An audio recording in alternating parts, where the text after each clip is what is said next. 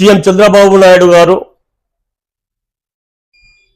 ఎలక్షన్లకు ముందు తన సభల్లో తన మేనిఫెస్టోలో సంక్షేమ పథకాలు అమలు చేస్తామని చెప్పేసి వాగ్దానాలు చేశారు.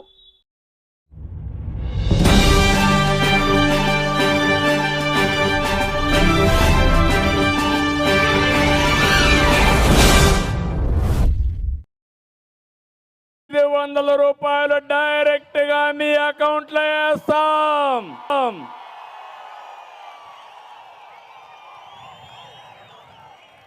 ఇంటిలో ఇద్దరుంటే ఇద్దరు అకౌంట్ కూడా ఇస్తాం.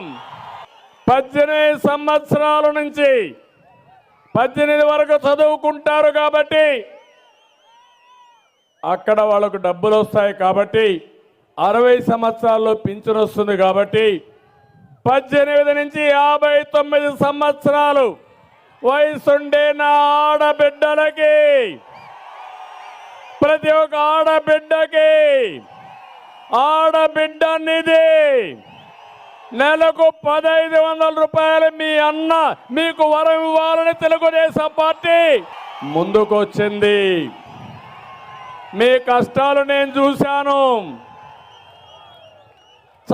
చాలని ఆదాయం, పెరిగిన ఖర్చులు, పిల్లల్ని కూడా చదివించుకోలేక కూలి పనులు చేసి చిన్న చిరు వ్యాపారాలు చేసే నా సీఎం చంద్రబాబు నాయుడు గారు ఎలక్షన్లకు ముందు తన సభల్లో తన మేనిఫెస్టోలో సంక్షేమ పథకాలు అమలు చేస్తామని చెప్పేసి వాగ్దానాలు చేశారు.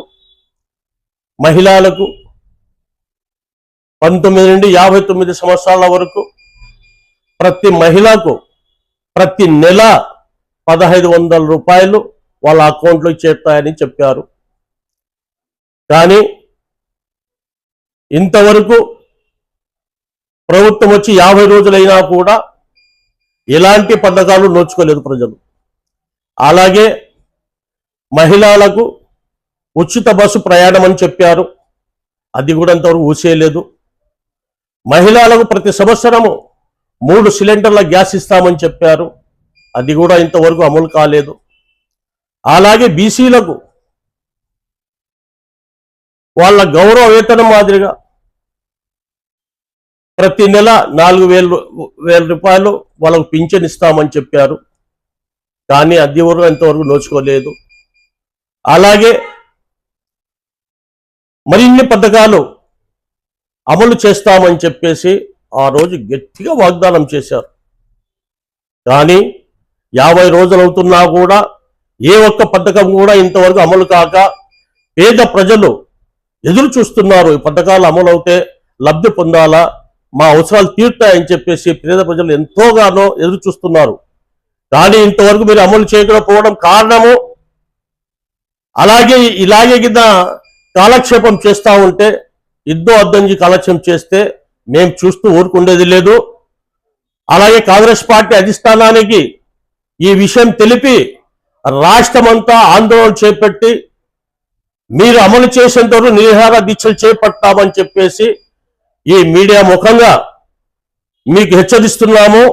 మీరు వెంటనే మీరు చెప్పిన మేనిఫెస్టోలో సంక్షేమ పథకాలు అమలు చేస్తారని ఆశిస్తున్నాము.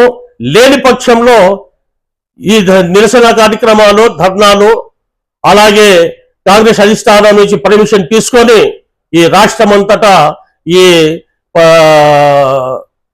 ధర్నాలు, నిరసన కార్యక్రమాలు చేపడతామని చెప్పేసి హెచ్చరిస్తున్నాం.